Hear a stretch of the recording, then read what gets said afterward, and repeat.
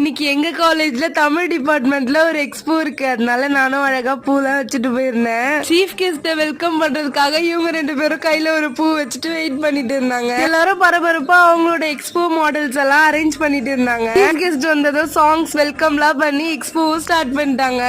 எல்லாருமே சூப்பரா நிறைய மாடல்ஸ் எல்லாம் பண்ணிருந்தாங்க. அதுக்குன்னே தனியா ஒரு வீடியோ போடலாம் போல.